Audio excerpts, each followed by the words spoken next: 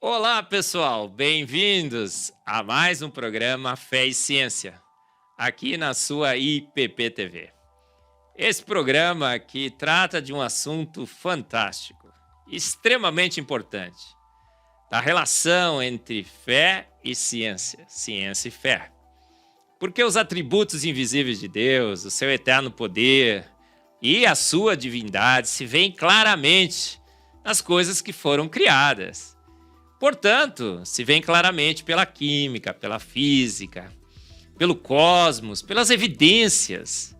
E nós temos trazido aqui grandes cientistas, acadêmicos, que têm discutido conosco essas evidências em papos super, mega legais. Você tem gostado? Eu também. E hoje não será diferente. Temos conosco um professor universitário, um químico, um físico-químico. Ele, portanto, entende de física, entende de química e também de teologia. É um homem de fé, o nosso irmão na fé. É o professor Kelson Mota, da UFAM, Universidade Federal da Amazônia, de Manaus. E a gente quer, então, recebê-lo aqui. Gostaríamos demais que ele estivesse aqui do nosso lado, como é de costume. Mas dessa vez estamos estreando aqui no Fé e Ciência um novo modelo. Eu estarei aqui com vocês no estúdio, mas o professor Kelson estará online. Por quê? Porque Amazonas, Manaus, ficou um pouco difícil da gente trazê-lo para cá, ele tem muitos compromissos, as viagens, as passagens, mas vamos tê-lo conosco. Estaremos conectando online com o professor Kelson, ele já está aparecendo aí. Kelson, imenso privilégio tê-lo aqui no Fé e Ciência. Queria que você desse aí as suas palavras iniciais, uma boa noite, bom dia, boa tarde, porque nós gravamos também esse programa, para todos que assistem aqui o Fé e Ciência. Bem-vindo, Kelson. Muito obrigado, professor Eberlin. Obrigado pelo convite, é uma honra e uma alegria também estar aqui nesse canal falando um pouco de fé, um pouco de ciência, e eu espero que nós tenhamos um momento muito produtivo, muito edificante também. Falar sobre fé, falar sobre ciência não é uma coisa tão trivial, nós temos que praticamente conectar duas áreas que aparentemente parecem falar coisas diferentes, parecem dizer palavras que não se coadunam muito bem, mas nós sabemos que a ciência é apenas uma maneira de nós entendermos a criação de Deus, e sendo a criação de Deus algo inteligível, algo que nós podemos prescrutar, podemos procurar a resposta de forma clara, metódica. Então a ciência ela tem dentro do seu bojo a capacidade, a potencial de aclarar aspectos da criação de Deus e, claro, com isso redundar em glória e louvor para Ele, muito mais. Muito bem, Kelson, mas a gente sempre começa esse nosso programa, o Fé e Ciência, conhecendo um pouco do nosso entrevistado. E você, eu já disse, você é professor universitário aí na UFAM, você é químico, físico-químico, falei que também você tem um conhecimento em teologia, mas apenas adiantei um pouquinho sobre sua vida. A primeira sessão do nosso programa é sempre essa, o Kelson pelo Kelson. Eu queria que você falasse um pouco da sua vida, como que você se tornou um professor, um químico, falasse um pouco também da teologia da sua vida, parece que também se deu aula em seminário. Conta um pouco de você, Kelson. Ok. Gente, eu sou professor universitário, ano que vem faz 30 anos que eu atuo na Universidade Federal do Amazonas, no departamento de Química. Eu trabalho na área de Físico-Química, tenho um mestrado, tenho um doutorado pela USP na área de Química Teórica, voltado à mecânica quântica molecular. Trabalhei inicialmente com núcleo prostético da hemoglobina, com metais da primeira e segunda série de transição. Mas isso é apenas uma parte. Eu tenho formação básica em Química, tenho também uma formação ainda não completa em Teologia, mas na época que eu estava fazendo Teologia, eu também estava fazendo mestrado, e em algum momento eu tive que parar os estudos de Teologia, tive que terminar o mestrado, depois o doutorado, isso lá na década de 90, início da década de 90, mas consegui terminar todas as disciplinas tidas como técnicas do curso de Teologia, e muitos anos depois, como professor visitante na Federal do Rio Grande do Sul, na URGS, eu acabei sendo convidado para dar aula no Seminário Teológico Batista do Rio Grande do Sul, na área de apologética contemporânea, também em tópicos especiais de fé e ciência, e para mim foi uma oportunidade excelente de poder juntar a ciência com teologia. Foram 2 anos e meio, tive ali algumas excelentes conexões com alunos de várias linhas denominacionais diferentes, inclusive luteranos. Foi para mim um prazer. Mas em termos da minha vida pessoal, sou casado com uma japonesa bonitinha, tenho 2 filhas adolescentes, Mítica, Naomi. Inicialmente eu não vivi num lar evangélico, não sou oriundo de um lar evangélico. Cresci num lar de linha católica, mais voltado para a teologia da libertação, mas devido, eu acho que esse próprio ambiente, já no início da minha adolescência, eu já não conseguia crer em Deus, achava aquilo sem sentido nenhum, gostava muito da área científica. E dali em diante, eu aos poucos fui deixando a igreja de lado. Chegando ali aos 17, 18 anos, eu já me considerava um ateu completo. Gostava muito da literatura naturalista, e o resto foi passando. Quando eu já estava na faculdade, eu já dava aula numa escola técnica de ensino médio. 2 alunos me convidaram para um acampamento, eu não sabia o que era o acampamento para mim é camping. E não sabia direito nem para que eles estavam me convidando. Era uma época que eu estava com algumas dificuldades emocionais, triste, com algumas situações familiares. E eles me convidaram, aceitei, eram excelentes alunos, mas eles não me disseram que eram evangélicos, não me disseram que um acampamento não é um camping, e também não me falaram que a igreja que tinha esse acampamento era uma igreja japonesa. Então eu fui pego de surpresa. Cheguei na frente dessa igreja, que eu não sabia que era uma igreja. Disseram: olha, é na frente do cemitério São João Batista, lá de Manaus, vai ter alguém ali que vai te esperar. E eu fui completo, camping, mochila de camping, panela, tudo o que você pode imaginar.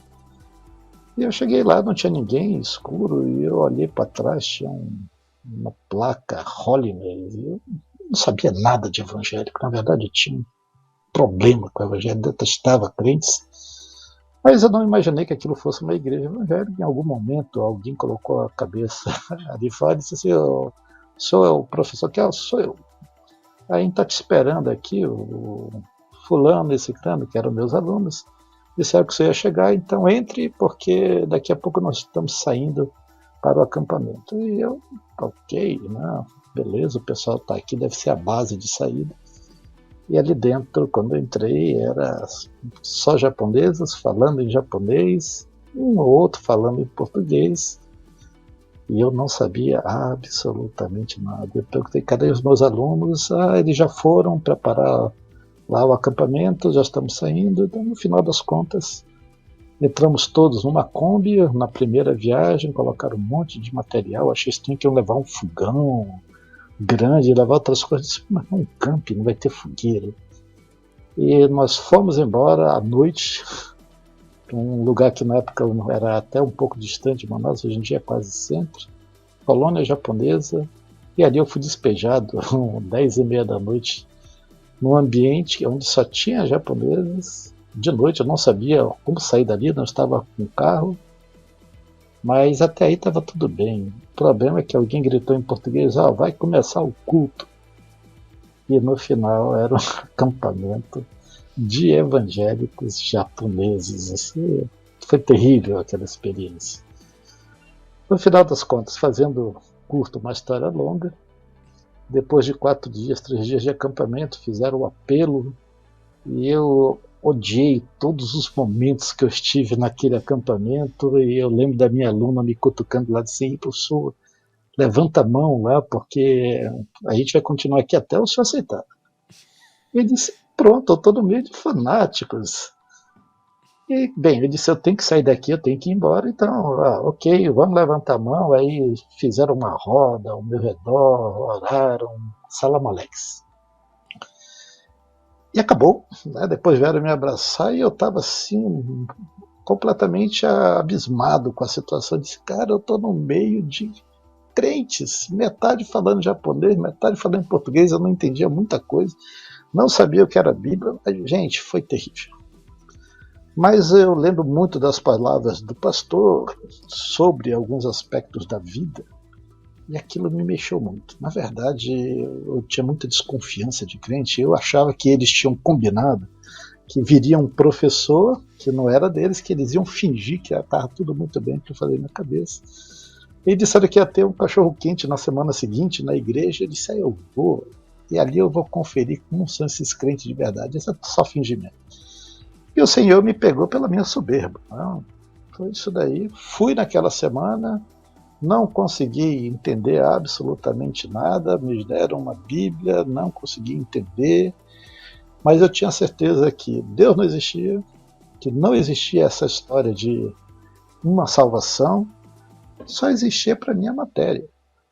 Mas, mais uma vez, olha, aquele pastor era muito bom, né? E o pastor Fujisaka.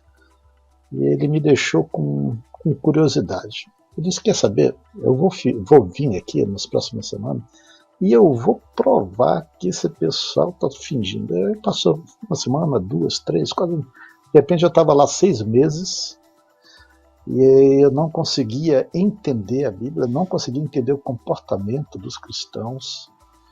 E eu ia, né, minha família não sabia, me deram uma Bíblia de presente, eu escondia aquela Bíblia em casa, ninguém me via saindo com aquela, só estava sempre numa mochila.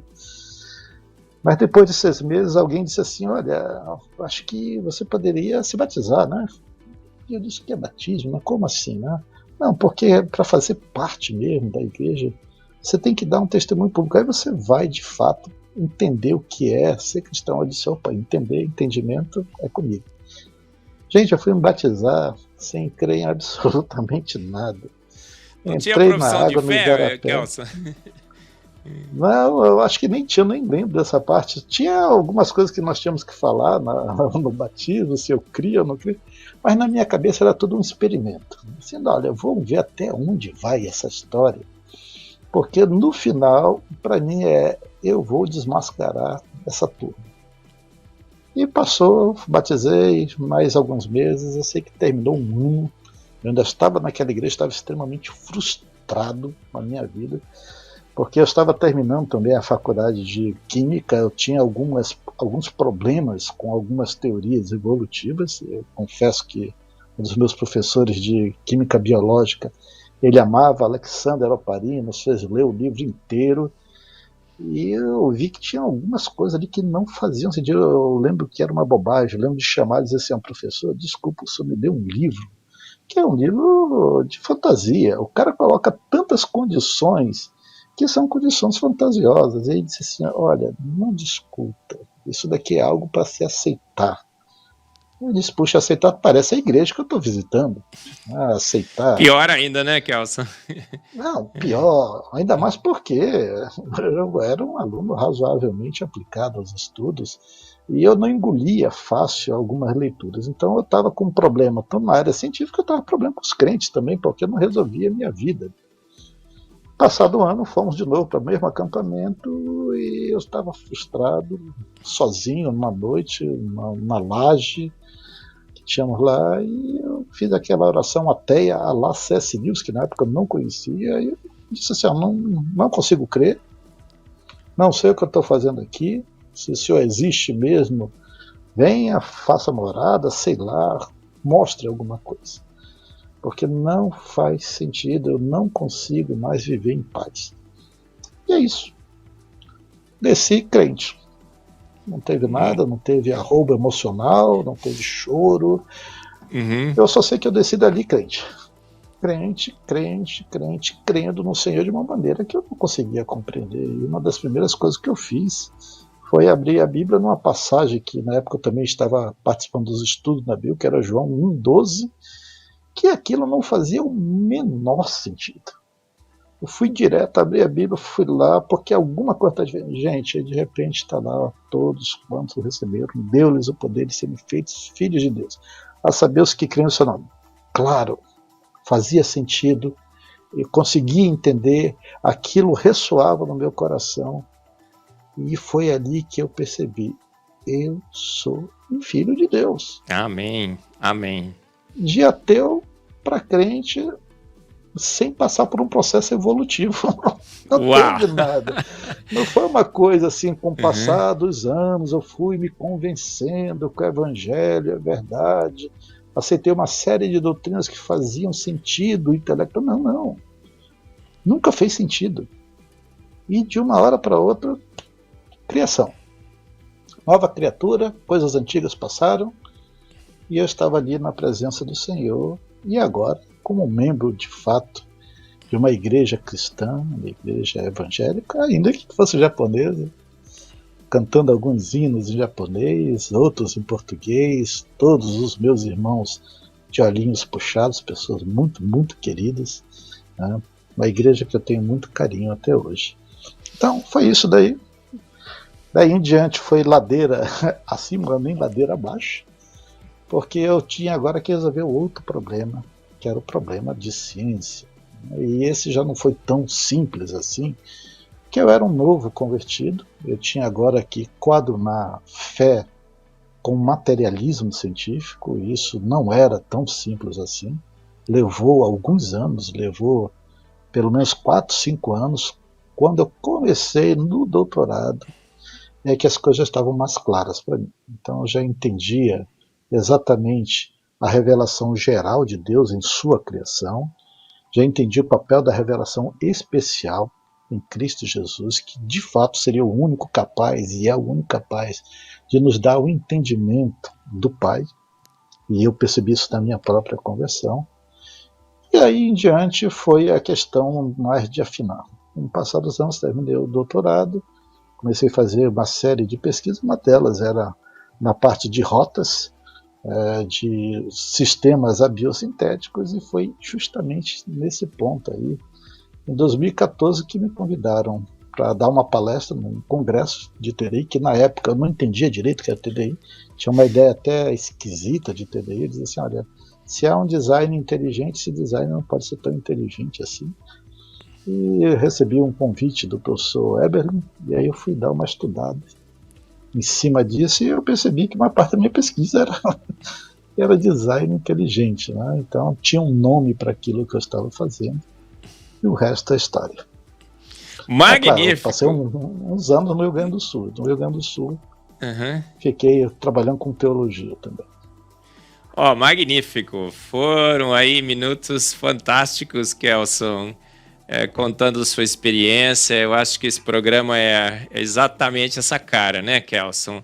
É fé e ciência. Como elas se casam tão bem.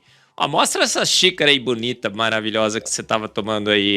Olha aí, gente, essa daí é a caneca do primeiro Congresso Brasileiro de Design Inteligente.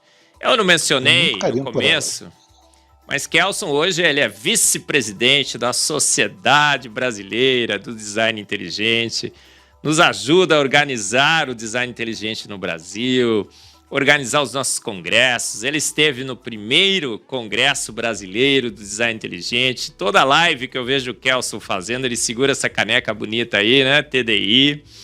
Ele esteve no segundo Congresso Brasileiro do Design Inteligente. É o presidente do comitê organizador do terceiro Congresso Brasileiro do Design Inteligente, julho de 2022, não é isso, Kelson? Então é um homem... Rio de Janeiro. Oi? Rio de Janeiro, julho de 2022, é um homem que está envolvido também com Ciência do Design Inteligente. Mas o título da nossa palestra, a gente tinha combinado, né, Kelson? É As Assinaturas de Deus no Universo e na Vida. Kelson, você é químico, você é físico-químico. E a gente vai abrir os livros e tudo mais. Aí o pessoal diz o seguinte: não, foi uma grande explosão que formou o universo, uma nuvem gasosa que formou estrela, que explodiu, formou planeta, que formou galáxias. Uma sopa ácida escaldante venenosa, tinha lá uns gases, formaram uns aminoácidos que reagiram, formaram uma ameba e tal e tudo mais. E que não há assinaturas de Deus, nem no universo, nem na vida. Pelo contrário, há sinais claros. A gente abre o livro de química e vê isso. Sinais claros que processos naturais não guiados formaram o universo e formaram a vida. E o pessoal diz que a ciência já fechou essa questão. E olha, cientista bom é cientista que crê nisso, cientista ateu, não é cientista crente, né, que se converte no acampamento, né? Como você se converteu. Será que é assim, Kelson? Você vê assinaturas de Deus no universo e na vida? No universo, como físico-químico, aonde que a gente enxerga essas assinaturas? Porque a Bíblia fala sobre isso, né? Paulo fala assim, olha, claramente se vê nas coisas criadas. Aonde você vê Deus no universo, Kelson? Bem, aí é uma pergunta bem ampla, né? E se eu fosse olhar para o universo, poderia pensar no próprio as estrelas em si, mas eu posso pensar em algo até mais básico. Como eu sou da área de físico-química e eu trabalho em algumas rotas, em termos computacionais, calculando alguns parâmetros termodinâmicos, talvez a coisa que mais me chame a atenção dentro dessa área, em outras áreas tem outras coisas, mas dentro desta área, é justamente as leis da termodinâmica. Nós temos uma lei geral que ela não é quebrada, nós não encontramos em nenhum caso a primeira lei da termodinâmica sendo quebrada. O que é a primeira lei? A primeira lei ela vai dizer que a energia do universo é constante. Nós vivemos num universo, pelo menos até o que tudo indica, um universo fechado. Não há, pelo menos do que nós entendemos em ciência, um universo aberto em termos de matéria e energia. Então nós temos um universo grande, infinito pelo menos, dentro da nossa concepção atual científica, e a energia dentro desse universo é autocontido. Significa dizer que nós não podemos criar energia a partir do nada, nós não podemos destruir essa energia a partir do que nós temos e essa energia deixar de existir, né? Temos um decréscimo da energia do universo. E isso daí já é um problema, porque se esse universo é autocontido e essa energia é constante, nada poderia ter sido formado do nada. Teria que haver alguma coisa antes para dar origem a todas as coisas. Então, dentro do modelo padrão do universo que nós temos, nós dizemos que o universo começou em um ponto infinitesimal de densidade infinita, e dali houve uma grande explosão. Essa grande explosão lançou as bases de toda a matéria e energia do universo, e a grande pergunta que fica é de onde veio tudo isso, de onde estava esse ponto, né, infinitesimal, de onde veio a matéria, de onde veio a energia. E simplesmente a ciência ela não responde, porque para ela responder ela vai ter que dizer do nada, só que o nada é um problema filosófico e é um problema científico também, porque o nada é ao contrário da realidade que há, não é nem a realidade que é a realidade que há. E aí essa primeira lei para mim ela já entra e diz assim: há algo que tem energia, que é capaz de ordenar essa energia em forma de matéria e é capaz de dar um formato geral em termos cósmicos, em termos universais para isso. Então, para mim, já é uma das assinaturas. Mas a segunda lei da termodinâmica, para mim, talvez a mais querida de todas, porque a segunda lei ela vai dizer o seguinte, que a energia no universo, quando aplicada a sistemas, sempre vai levar a uma desorganização desses sistemas, as que nós chamamos de entropia. Há uma desordem natural em um sistema espontâneo que acontece. Qualquer processo espontâneo no universo, ele tenderá e ele levará a um aumento de entropia, um aumento de desordem. E aí nós chegamos para mim, a segunda assinatura, aí, talvez para mim a mais forte, é que se houve uma explosão, se esse universo teve um início em um ponto infinitesimal, altamente denso, infinitamente denso, temperaturas abismais, aí, e ele explodiu. Ora, tudo que nós entendemos de segunda lei é que se nós temos um sistema em expansão altamente energético, a tendência é que a entropia seja máxima. Mas o que nós temos é o contrário. Nós temos um universo que demonstra claramente uma ordem não só do ponto de vista da organização de moléculas, mas uma ordem do ponto de vista macro. Nós temos estrelas, nós temos planetas, nós temos galáxias extremamente bem estruturadas. Há um equilíbrio entre forças ali, forças gravitacionais, força eletromagnética, força nuclear forte, força nuclear fraca. E isso pressupõe que a segunda lei ela não deveria agir como nós entendemos hoje em dia nos sistemas gerais. Ou seja, nós temos uma organização. Então vamos pensar o seguinte, o mundo explodiu, o universo iniciou com uma grande explosão, matéria sendo formada, energia com um grau máximo de dispersão, e aí dentro desse modelo padrão nós começamos a ver o quê?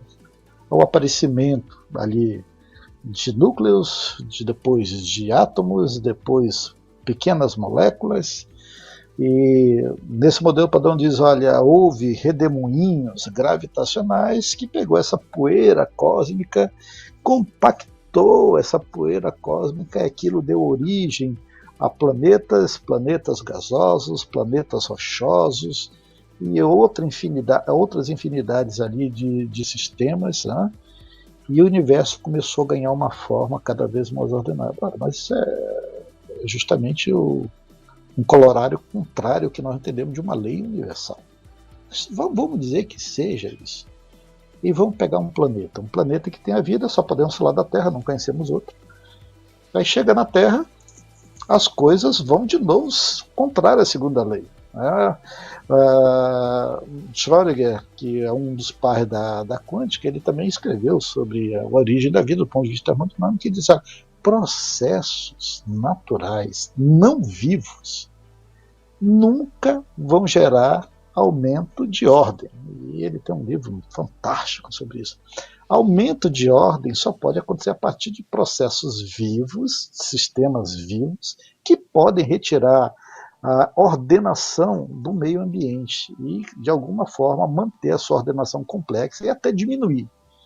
Mas sistemas não vivos, não. Aí o que acontece? O mundo aparece, aí o sistema padrão do universo, do nosso planeta diz assim, olha, houve um momento que não existia vida, e as coisas se organizaram, evoluíram com o tempo, moléculas se organizaram, moléculas se regularam em alguns aspectos, deram origem a moléculas maiores, que deram origem a polímeros, que em algum momento foi dar origem a moléculas extremamente complexas, como RNA, depois DNA, proteínas, enfim. Mas não existia vida. Pelo que nós entendemos de física, de química, de biologia, não tem como haver vida da não vida. Isso é também algo que contraria a segunda lei. Mas a vida está aí.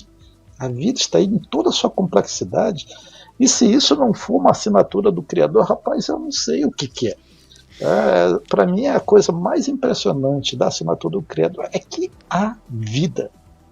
Uma vida que não poderia existir do ponto de vista termodinâmico. Há ordem no universo. Há leis ordenadas, o universo ele é regido por leis que podem explicar fenômenos, e esses fenômenos podem ser testados.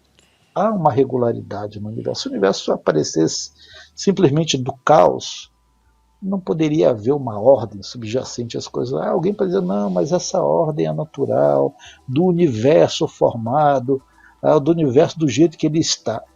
Ok. Porque o universo é do jeito que está. Porque houve uma explosão. De onde veio essa explosão? Não sabemos. Mas como é que uma explosão pode gerar ordem? Tem várias maneiras de explicar em termos científicos.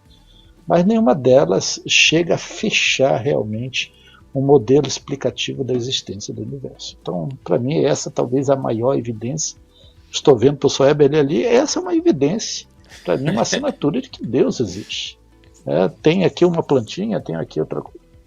Isso é evidência da existência de Deus. A vida é um atributo de Deus. A vida não é um atributo normal da matéria. A vida e sua complexidade, sua complexa ordenação é a maior, para mim, assinatura da existência de Deus nesse universo. Kelson, mas magnífico. Mas eu fiquei pensando aqui, né? O Kelson em algum momento vai falar sobre o ajuste fino. Porque esse é um dos argumentos mais utilizados no design inteligente também, né? O pessoal às vezes evita a segunda lei, porque os evolucionistas dizem, não, o sistema era aberto, o Sol mandou energia para cá e tudo mais. Eles usam mais o argumento do ajuste fino do universo, das constantes universais e tudo mais.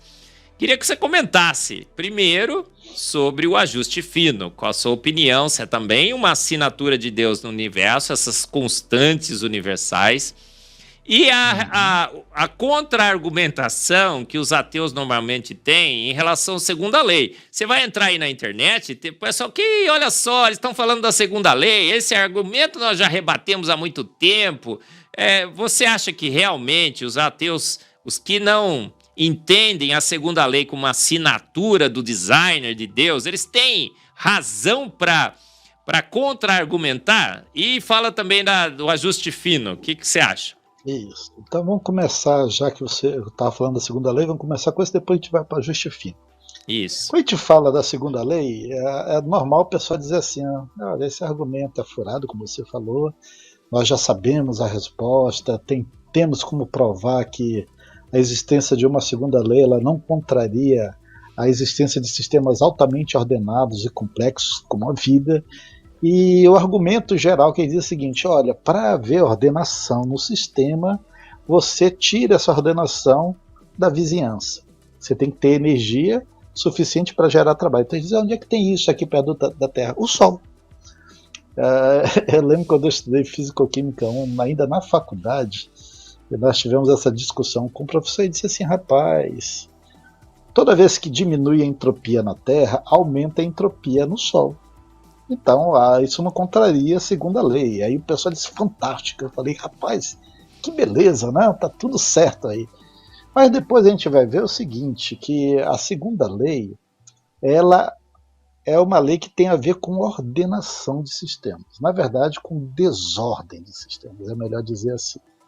Ela vai simplesmente nos dar um grau de desordem do sistema. Tem gente que diz, não, ela dá um grau de ordem, ela dá um grau de desordem, a segunda lei.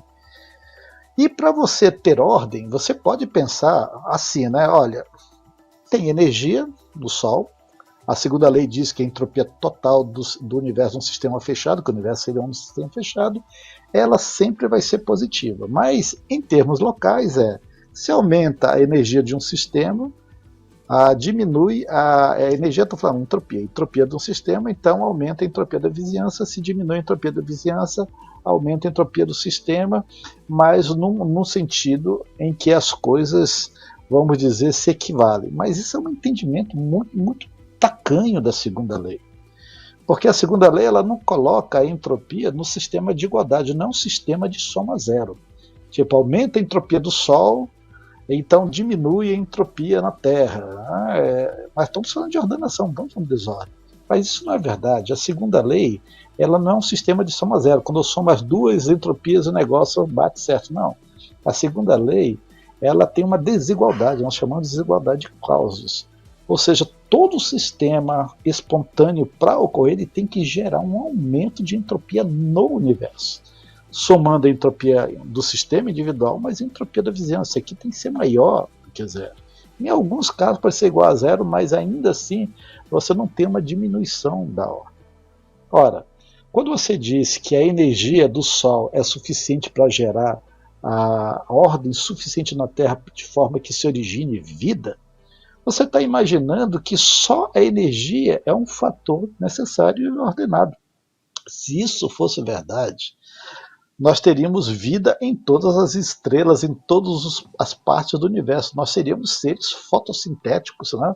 Nos alimentaríamos diretamente de energia solar e a energia em si seria um atributo necessário à vida, mas a energia só não é um atributo suficiente para a geração de vida. Se eu tenho que ordenar um sistema, eu só posso ordenar esse sistema a partir de uma energia extra, nós chamamos aqui de energia livre de Gibbs, capaz de realizar trabalho de ordenação do sistema a partir da vizinhança. Então, eu posso ordenar as moléculas de um sistema interno a partir de energia da vizinhança, tirando energia na forma de trabalho da vizinhança e ordenando o sistema. Mas isso, do ponto de vista da química, nós estamos falando de estados, né, de matéria sólido, líquido, gasoso, estamos falando de algumas reações químicas dentro de uma faixa de reatividade de moléculas, mas quando nós falamos de vida, nós estamos falando de estruturas altamente especificadas. A energia ela não é especificada. Quando nós olhamos para a vida parte de organismos altamente estruturados. Para eles conseguirem diminuir a sua entropia, eles precisam de uma coisa que possa utilizar a energia na forma de trabalho de maneira funcional. Então estamos falando agora de máquinas termodinâmicas. Você só consegue ordenar sistemas se essa energia for direcionada para um fim proveitoso de trabalho. Isso é termodinâmica básica, físico-química 2, termodinâmica básica. Você não tem como pegar, por exemplo, a energia do Sol, está aqui uma pedra, joga a energia do Sol ali e aquilo sai um tijolo, não tem como. Você tem que ter uma máquina para triturar aquela pedra, você vai ter que ter outras situações extras para que aquela pedra possa ser transformada numa mistura que gere, no caso, um tijolo. Ah, mas eu posso pegar só argila. Tá bom, joga o sol ali sobre a argila, aquilo não vai sair um tijolo, pode sair um torrão, mas não vai sair um tijolo. Para ele ser um tijolo, eu preciso de um ordenamento dessa energia na forma de trabalho para que eu gere como produto final alguma coisa que tenha um propósito especificado. É isso daí. Então o pessoal entende tudo errado. O pessoal entende, tem energia, gerou vida. Cara, se é assim, você vai lá para o seu gramado, deita ali e pega sol o dia inteiro, não vai dormir à noite, fica ali. A energia que você vai receber vai ser suficiente para ordenar o seu corpo, você não vai. Kelson, eu lembro daquele pessoal que ficava olhando... Ficava olhando pro sol, assim, né? Foi até alguém no Jô Soares, você lembra dessas, Kelson? Lembro. Ficava olhando pro sol, assim, falava que não comia, só olhava pro sol, né? Não era verdade, Sim. Não? Não, aquilo ali é bobagem, aquilo contraria a segunda lei da termodinâmica completamente. Ora, a segunda lei vai dizer que toda energia que você recebe na forma de trabalho, você vai perder quase toda ela na forma de calor para a vizinhança. Somente o pequeno valor que sobra, livre, você vai poder utilizar para ordenar o seu sistema. E para ordenar o sistema, eu já falei, tem que ter máquinas. O nosso corpo não tem máquinas especializadas em pegar a luz solar e com essa luz solar convertê-la diretamente em energia bioquímica. As plantas têm uma parte, mas as plantas não vivem também só de luz solar, elas têm outras situações dentro dela, outros mecanismos que elas precisam para manter a vida. Só a luz solar também não dá, né? Pega grama aqui na época do verãozão aqui, com sol ali direto, morre tudo. Precisa de outras coisas. E, então, e o ajuste fino, Kelson? Ajuste fino? Rapaz, olha, ajuste fino é uma das provas, para mim, uma das assinaturas de Deus no universo, os fingerprints de Deus. Nós temos básicas, tem outras, temos 26 constantes universais básicas. Essas constantes, elas são altamente afinadas dentro do propósito pelo qual elas existem no universo, de forma que o universo está aí, eles permanecem por esse ajuste impressionante dessas constantes. É como se fosse, sei lá, 26 monitores, 26 mostradores, ajustados com valores, alguns que chegam ao valor da 34ª casa decimal. É uma coisa impressionante, é impressionante. A gente não consegue medir pega... mais que 5, 6 casas, né? Muitas vezes. Não dá. Vou pegar, por exemplo, que é meio complicado, a gente teria que entrar em alguns termos mais técnicos, mas vamos pegar, por exemplo, a força da gravidade. A força da gravidade é uma das forças mais fracas que tem. E é até complicado dizer que a gravidade ela juntou poeira cósmica e formou o planeta. Mas tudo bem, não vamos entrar nesse aspecto. A força da gravidade, se ela for... Eu vou nem colocar valores pequenos, tá? Mas vamos dizer que eu altere a constante gravitacional G em 2%. Se eu aumento a constante, eu diminuo, aumenta a força gravitacional. Com 2% somente de aumento, basicamente você não teria como manter a vida no universo. Aqui no planeta, basicamente as plantas todas seriam esmagadas, isso daí. Nós teríamos alguns efeitos terríveis em termos de marés. Mas se você diminui a força gravitacional em valores menores, nós teríamos problemas com a estabilidade dos mares. Né? Então são coisas assim que você não consegue mudar. Não, eu vou mudar 1%, isso aqui não vai ter problema, vou mudar 0,02%.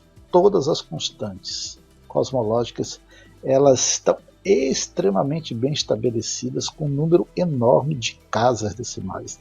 A constante relacionada à força nuclear forte, ela é impressionante. Se você tiver um aumento ali, se eu não me engano, uma 12ª casa decimal, posso estar enganado aqui, eu não lembro direito, você não tem a formação de hidrogênio no universo. Quando o universo foi formado, se a força nuclear forte tivesse uma constante diferente, você não tinha como formar hidrogênio no universo. Você teria diprótons livres e assim por diante, mas se ela fosse mais fraca do que ela é menor, com um valor menor, nós não teríamos a formação de elementos pesados no universo. Basicamente teríamos mais hidrogênio. Quer dizer, em nenhum desses casos poderia haver o universo como nós entendemos e haver vida como nós imaginamos que é no universo. Mas são muitas as constantes.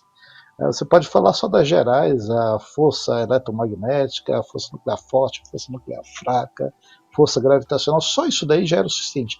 Mas a gente pode falar de outras constantes. O fato é o seguinte, né? A pessoa que é naturalista ela diz assim, não, isso é bobagem que você está falando. Você está dizendo o seguinte, que o que há no universo não é uma coincidência cósmica. O que há no universo é porque um Deus foi lá e ajustou isso daí. Eu não creio que Deus foi lá e ajustou. Deus fez assim. Ele não ajustou nada, ele criou já desse momento. Mas a pessoa diz, não, isso é bobagem. Né? O universo é como é, com essas constantes extremamente ajustadas por uma coisa chamada princípio antrópico. Então, eles vão rebater isso daí por uma coisa chamada princípio antrópico. E o princípio antrópico é, na verdade, vamos dizer, um sofisma filosófico, uma maneira de você resolver um problema insolúvel. Então, o que diz o princípio antrópico? Ele diz o seguinte, o universo é como é, as suas constantes são como são, nos valores que se apresentam, porque o homem existe para perceber esse padrão aparentemente ordenado. Não entendi. Não, é o seguinte, cara, existem infinitos universos. Desses infinitos universos, talvez alguns deles, por probabilidade, terão todas as constantes ajustadas até a 100ª casa decimal. Mas quando é que você vai perceber esse universo ajustado? Se existe vida e você estiver lá para ver, senão não tem. Então isso daí é a mesma coisa que você dizer o seguinte, olha, o coco é redondo porque você está vendo o coco. Se você nunca viu o coco... Porque você está vendo ele redondo, né? Então é um pensamento circular que aponta para o exterior, né, para o externo. É um argumento quase que ad absurdo, né, mas circular. Eu não posso provar nada a partir desse argumento, não posso refutar, não, realmente... Né, nós existimos como homem, um princípio antrópico, então o princípio antrópico ele covalida todo esse ajuste fino e diz que Deus não existe. Então, eu poderia usar o princípio antrópico para Deus também. Olha, nesse aspecto as coisas são muito bem ajustadas porque houve um Deus para criar. Não, mas Deus não existe. Não, mas você está dizendo que o universo é assim porque eu existo. Por que Deus não pode existir e você pode em um valor infinito de universos para dizer que esse ajuste fino das constantes é apenas uma coincidência cósmica. É a mesma coisa. Isso. O Kelson, o Stephen Meyer, no seu novo livro, né, O Retorno da Hipótese de Deus, comenta sobre esse multiverso. Eu falo no meu livro. A navalha de Ockham derruba isso, né? O multiverso é uma explicação muito mais difícil para o universo que a gente está tentando explicar, né? Precisa de 11 dimensões, um gerador de universo que é muito, muito mais complexo do que o próprio universo. E eu falo também, né, que, olha, fala assim, um universo foi sortudo o suficiente. A gente consegue medir a sorte desse universo com os recursos probabilísticos desse universo. E a gente já percebeu que nem sequer para uma proteína de 150 aminoácidos existe sorte suficiente nesse universo. Então eles dizem assim, o universo sortudo apareceu, mas a gente não tem esse universo sortudo. E você faz pesquisa sobre isso, né? Nossa entrevista é assim, né? Assinaturas de Deus, do universo, você deu já fantástico, explicou direitinho, ficou fantástico. Vamos um pouquinho mais para a vida agora. Você faz cálculos. E contra contas e cálculos não há argumentos, né? 2 mais 2 é igual a 4. E aí você pegou, sim, um trabalho fantástico que você tem, não sei se os nossos telespectadores, youtubers sabem, mas o professor Kelson faz cálculos sobre a origem da vida. E você pegou esses aminoácidos daquela sopa ácida escaldante lá do Stanley Miller, que o pessoal lê nos livros de biologia, acha que aquilo lá é verdade absoluta. Né? Até alguns cristãos, depois a gente vai falar, alguns irmãos nossos acham que aquilo lá é verdade absoluta. Aí você foi fazer as contas, você é físico-químico, você conhece física, você conhece química, matemática, você sabe fazer cálculos, a energia livre de Gibbs. Aminoácido reagiria com aminoácido para formar proteínas nesse planeta? Aquelas 150... a estatística mata uma proteína com 150 aminoácidos, não tem sorte. Mas parece que a fisicoquímica nos seus cálculos, nos cálculos do professor Kelson, mata essa hipótese também. Fala um pouco sobre essa probabilidade. Dá para formar uma proteína do ponto de vista fisicoquímico, dos cálculos da fisicoquímica quântica que você faz? Olha, a partir de 2012, 2013, eu comecei a trabalhar justamente com moléculas bem menores. O meu doutorado foi mais voltado para um sistema bem maior, que era um sistema prostético do núcleo da hemoglobina, núcleo prostético, uma porfirina, com metais. Mas em 2013 eu comecei a trabalhar com moléculas um pouquinho menores. E a ideia era justamente testar a possibilidade de algumas reações químicas ditas formadoras da vida virem a existir. Então, de maneira muito simples, o que se pressupõe do ponto de vista da ciência, a biogênese, a evolução química, é que você tinha uma série de moléculas inorgânicas muito simples. Essas moléculas reagiram em condições muito, muito especiais e elas deram origem a algumas moléculas maiores. Essas moléculas maiores, por alguns ciclos reativos, na presença de alguns minerais, na presença de algumas radiações ionizantes, elas deram origem às chamadas bases básicas do DNA. Né? A timina, a adenina e assim por diante.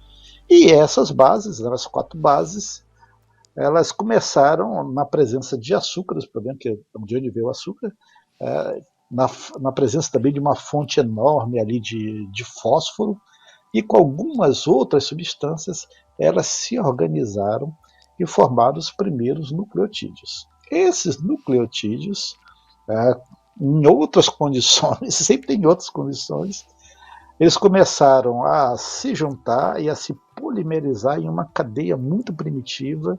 Essas cadeias muito primitivas deram origem a sequências primitivas de RNA.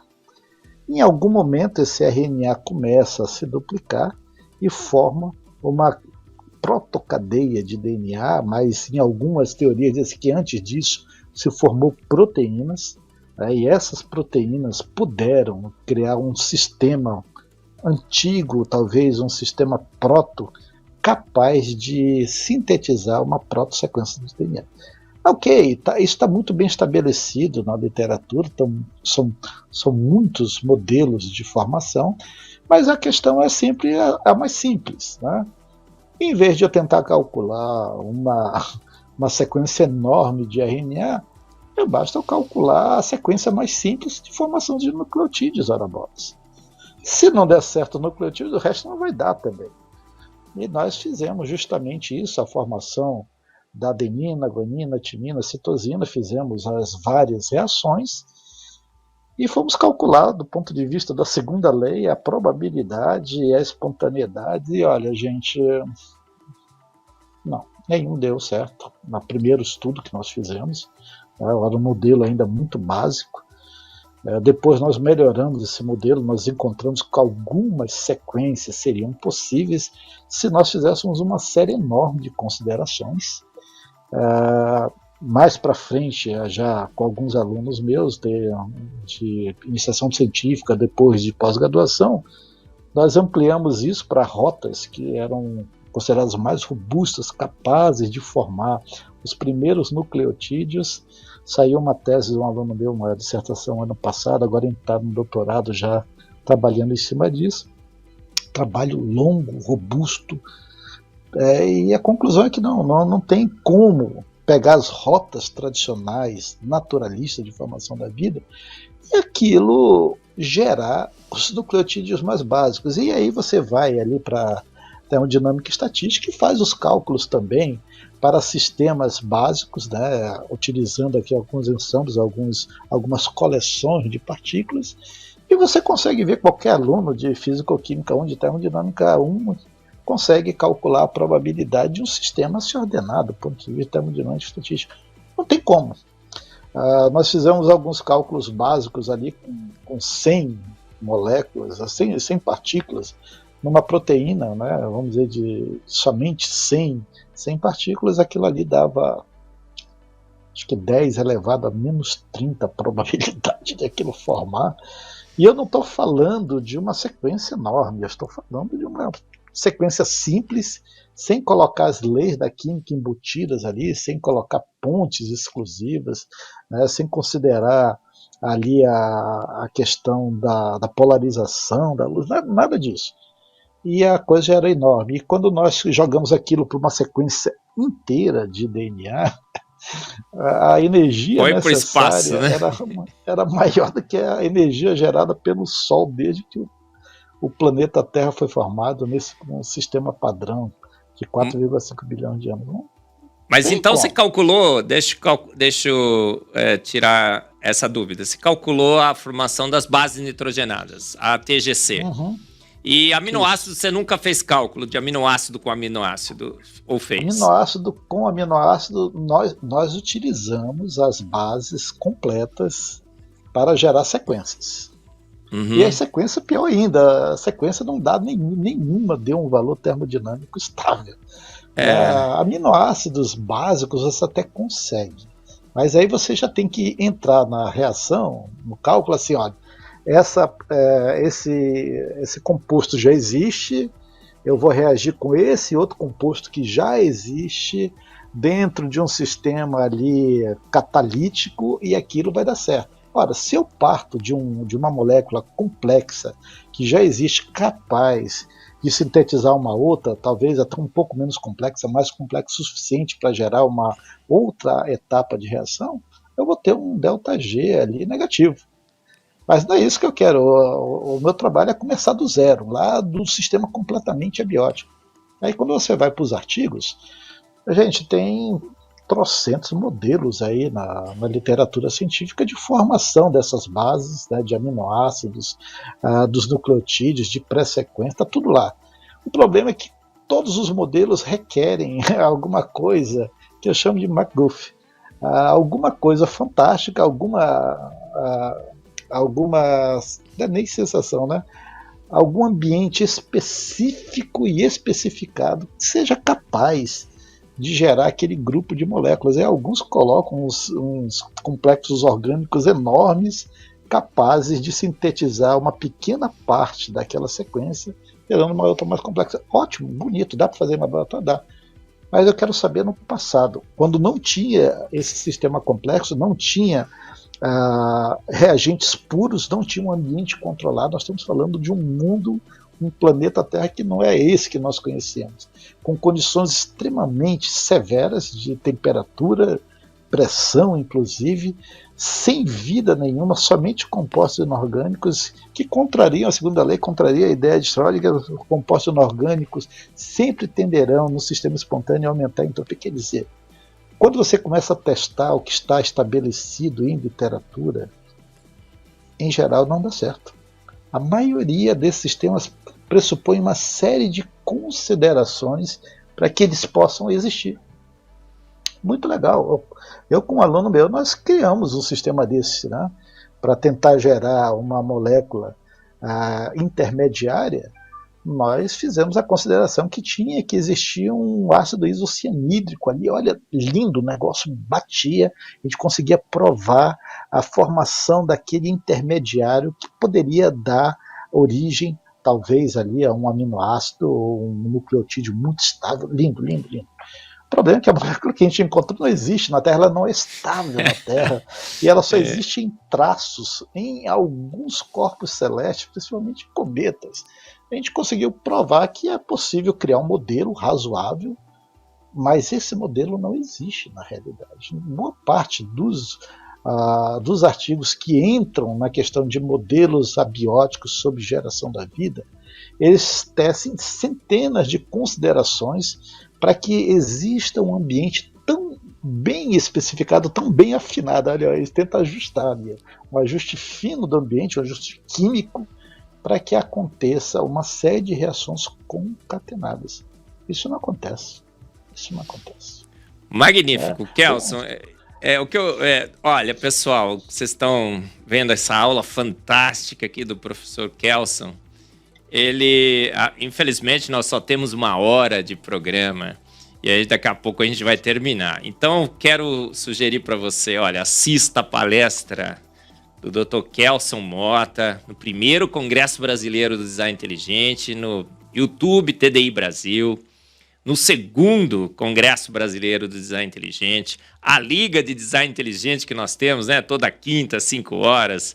O Dr. Kelson também esteve falando sobre essas impossibilidades estatisticamente, físico-quimicamente impossíveis, né, de a vida ter surgido. No meu livro eu digo que a única coisa que poderia ter sido formada naquela sopa ácida escaldante venenosa é aquele composto que você deve conhecer, eu também, né? Que não são os físico-químicos, mas os químicos orgânicos sintéticos, que eu sou um pouquinho... a maioria das vezes consegue sintetizar no seu laboratório. O porcariato de qualquer coisila. Já escutou essa, né, Kelson? É impossível, impossível. Moléculas ao acaso, elas são rebeldes, elas são desobedientes, elas reagem do jeito que elas querem. Os ΔG são positivos, as reações interferentes e tudo mais. Jamais poderia. Mas, Kelson, a gente tem, olha, 2 minutinhos. Agora eu vou fazer uma pergunta bem rápida. Você vai me dizer, um pouquinho mais, a gente pode passar. Com você podemos, porque tá sensacional.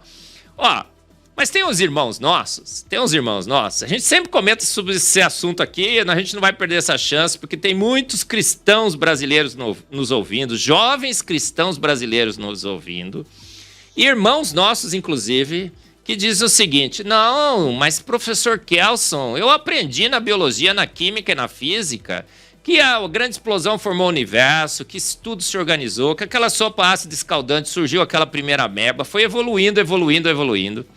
Deus se escolheu um casal, depois que tudo tinha evoluído, de hominídeos, soprou nele o fôlego da vida. E então, olha, Gênesis 1, 2, 3 é alegoria, na realidade a gente não pode levar aquilo como literal.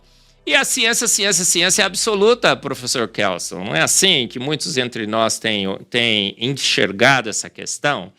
Então, quero que você comente, nesses poucos segundos que nós temos agora, vou te dar 2 minutos, sobre essa corrente que nós temos, né, que é o criacionismo evolutivo, o evolucionismo teísta e tudo mais, que diz que a ciência é absoluta, a gente tem que aceitá-la, tem que adaptar a nossa Bíblia a ela, e que realmente essas reações que você falou que ΔG é positivo ocorreram. E Deus tinha acertado lá as condições. E o que ele participou foi escolhendo o casal. Fala para nós o que você acha dessa posição. Tem duas vertentes aí, duas, na verdade, ideias erradas nesse tipo de posição. Uma do ponto de vista da ciência e outra do ponto de vista da teologia. Do ponto de vista da ciência, quem é cientista? Eu sou, o professor Eberlin Nós sabemos que boa parte dos nossos resultados estão baseados em pressuposições, estão baseados em sistemas ajustados em condições de contorno. Nenhum cientista que seja sério, que seja de fato honesto, ele vai dizer assim, olha, eu encontrei a verdade absoluta, é isso daqui, nada vai mudar, cheguei ao cerne da questão, porque se a pessoa falar isso, ela não está entendendo absolutamente nada de método científico. Ela não sabe o que ela está falando. Quando nós falamos de origem da vida, olha, eu em geral procuro em artigos científicos, não vou procurar em livro, não vou procurar em blog, não vou procurar em qualquer outra coisa, eu vou ver os artigos. Nos bons artigos científicos, eu estou falando de naturalistas, não estou falando de cristãos, os bons cientistas vão dizer, olha, isso é possível dentro dessas e dessas condições, o ambiente controlado assim, assado. Eles não vão fechar a questão. Quando um cientista ele fecha a questão ali e bate o pé, em geral, ele já não é mais cientista, ele é um dogmático, ele é um fanático. Ele está colocando a ciência, que é para explicar fatos em termos do como, para uma filosofia em termos dos porquês. E aí, quando você chega para o outro lado, que é a questão da teologia, nós temos um outro erro. É a pessoa nessa linha, né, uma linha teísta, evolucionista, essa linha vai começar a dizer o seguinte, ela vai ter que abrir mão do que ela entende de ciência e do que ela entende de teologia. Na ciência, ela acaba colocando ciência absoluta, ciência já provou, ciência, na maioria dos casos, em termos de origem da vida, ela não conseguiu provar, ela tem alguns modelos muito interessantes, eu gosto, mas ela não consegue provar, tem uma série de inconsistências nesses modelos, e a ciência ela se vai justamente nessas inconsistências. A gente vai tentando melhorar. A ciência é o meu ganha-pão, e eu digo, o sistema, o método científico, ele é confiável. Mas o problema é que o método científico ele é baseado em premissas humanas. Então, nós temos problemas aí. Não é? Nós temos, às vezes, discursos cientificistas que estão muito longe do método científico.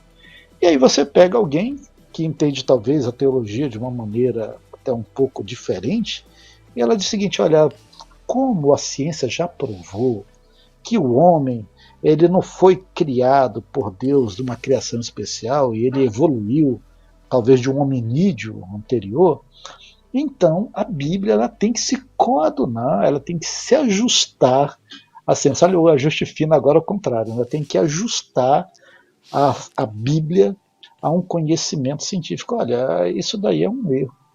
É um erro. Porque a partir do momento que você faz isso, você é obrigado a fazer uma seleção de passagens na Bíblia em que você diz assim, isso é literal, isso não é literal, isso é histórico, isso é mitológico, isso daqui é só emblemático. E quando você faz essa diferença e diz assim, olha, porque a ciência já provou, primeiro que você matou a ciência, e que a ciência, na maioria das vezes, ela não prova nada em termos históricos do ponto de vista da evolução, da realidade como ela se apresenta. E segundo, você matou a sua fé também, porque você diz, olha, o objeto básico da minha fé, o que é mais emblemático da minha fé em termos de revelação, que as escrituras, elas dependem da interpretação da ciência. Toda vez que a ciência descobre alguma coisa, eu vou ter que ajustar a Bíblia. E, gente, a ciência, ela muda, muda muito. E muito, né, Kelso? De um século para cá, ela mudou completamente, totalmente. Todo século reforma a ciência do século passado, né? O vindouro reformará a nossa ciência que estamos fazendo hoje, não é assim, professor? 30 anos professor, atrás, o espectro carbono 14 dava um valor, hoje em dia dá outro. Né? Diga lá. Gente, estava super mega legal, não estava? Eu estava aqui, olha, delirando, né, com essa aula fantástica do professor Kelso. Gente, cientista bom é cientista ateu? Cientista bom é cientista bom, como o professor Kelso, não é? Um homem que crê em Deus e faz uma excelente ciência, uma ciência que glorifica a Deus. Então, jovem cristão brasileiro, olha, se Molde pelo professor Kelson, por exemplo, um homem que crê em Deus, que se converteu do ateísmo para essa fé em Deus, com a razão, com o coração, mas com a razão, entende que há um Deus pela sua ciência. Temos grandes cientistas que creem em Deus. Você não precisa deixar a sua fé para fazer boa ciência. E a boa ciência não desacredita a nossa fé nesse grande Deus. Essa acho que talvez tenha sido, não é? O resumo do que o professor Kelson veio trazer para nós. Kelson, professor Kelson, porque somos amigos há muito tempo, né? Meu irmão camarada também. Foi ótimo, sensacional. E eu queria só te dar agora, a gente já estourou 5 minutos, eu queria te dar 30 segundos para suas considerações finais. Rapidinho. Eu gosto muito de uma frase de Antoine de Saint-Exupéry, que ele diz o seguinte, que a perfeição não é alcançada quando já não há mais nada para adicionar, mas quando já não há mais nada que se possa retirar. E nesse aspecto, a criação do Senhor, do jeito que está, ela é perfeita. Ela não é algo que você tem que adicionar em etapas sucessivas, graduais e caóticas. Não, ela foi criada perfeita. A perfeição é quando você não tem que acrescentar mais nada. Não é algo que você não tem mais ali, né? Ou tem que acrescentar. Não, ela já está ali, você não precisa tirar nada. Se você tirar alguma coisa, aquilo não funciona. As coisas do jeito que estão, o universo do jeito que está, se você alterar, se você tirar alguma coisa, aquilo não funciona. E deixa de ser perfeito. A vida como ela é, os sistemas que existem, os organismos vivos, se você altera algumas coisas em algumas sequências metabólicas, sequências celulares, eles deixam de funcionar. Então o Senhor criou todas as coisas com perfeição, os céus proclamam a glória de Deus, o firmamento fala, diz acerca dessa glória. Nós temos linguagem, temos palavras da criação que nós não ouvimos, mas estão proclamando glória ao Criador. E ciência, para mim, é uma beleza, porque a ciência bem feita, ela glorifica ao Senhor. Então não tenham medo de ciência, não. A ciência está enganando você. Não, a ciência não está enganando você, não. Nós temos alguns equívocos acerca de algumas evidências. Mas você que está me ouvindo, você que é jovem, nós precisamos de cientistas e bons cientistas na academia. Venha conosco, venha estudar, mantenha a sua fé. Ciência não vai lhe espantar da fé. A boa ciência te aproxima do Senhor. Ela não te joga para fora, pelo contrário. Então, Kelson, muito obrigada mais uma vez pelo seu comprometimento, estar aqui com a gente, essa aula fantástica. Pessoal, você gostou, não gostou? Mais um Fé e Ciência. Vários programas já foram gravados, eu quero que você, se não assistiu, assista todos. Assista essa palestra fantástica do professor Kelson 1, 2, 3 vezes. E esteja sempre conosco, aqui na sua IPP TV, no Fé e Ciência. O programa que mostra que sua fé está corroborada na razão, no entendimento, na ciência de qualidade, feita por homens, à imagem e semelhança de um grande Deus. Esteja sempre com a gente. Até o próximo Fé e Ciência.